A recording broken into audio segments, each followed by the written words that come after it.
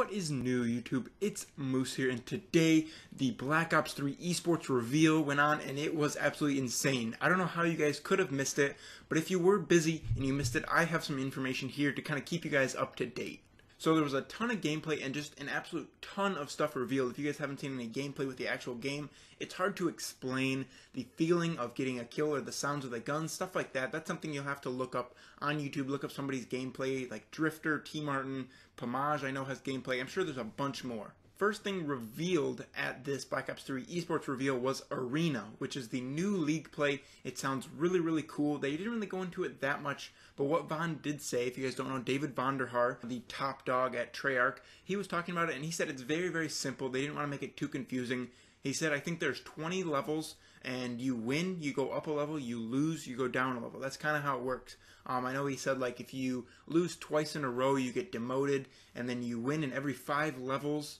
You have to win like a certain number of games in a row to be promoted to the next level, and then you win 5 more, and then you have to win a certain number of games again. They also said that there is protection from reverse boosting, so you stay in your own skill group, which is perfect.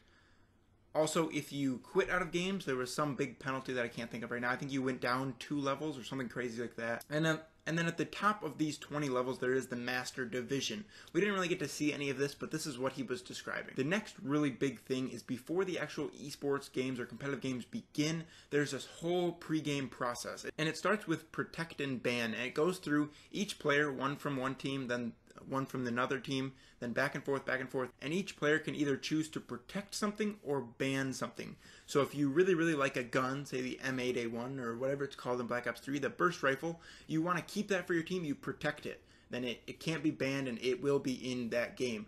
Let's say UAV. UAV seems kind of cheap, so the other team, he has a chance, he bans the UAV because he doesn't want anyone using it.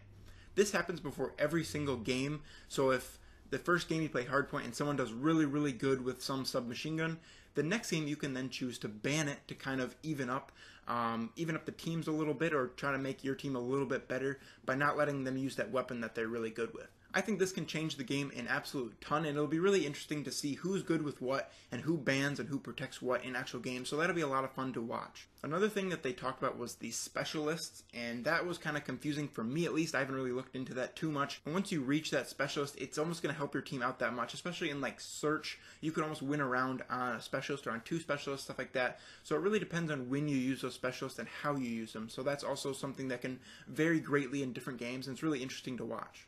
Next, they announced that in the actual game, in Black Ops 3, there will be a live viewer application, so you don't have to go on Twitch, you don't have to go on MLG to actually watch big events. You'll actually be able to watch it straight from the game, and that should be absolutely amazing for the community, because people will watch it just from the game. If they have Black Ops 3, they're interested in it, they will watch it. They don't have to go on their computer, go on Twitch and find it. It's just that much easier, that many less steps, so we should have that much more viewage on all of our events. And finally, the thing that I noticed and wrote down over here is the CODcaster and all the different specifications they have and all the different options that the CODcasters now have. There's actually a little like toolbar, a little widget on the bottom of each player while they're playing, and it says like the gun they're using, the perks they're using, the tacticals, lethals, everything, and it says their actual name of all the equipment above it, so the CODcasters have a much easier time doing it. Also, before the game, the CODcasters can actually edit the team names and emblems and color of the teams in the scoreboard for the CODcasters, so that'll be really cool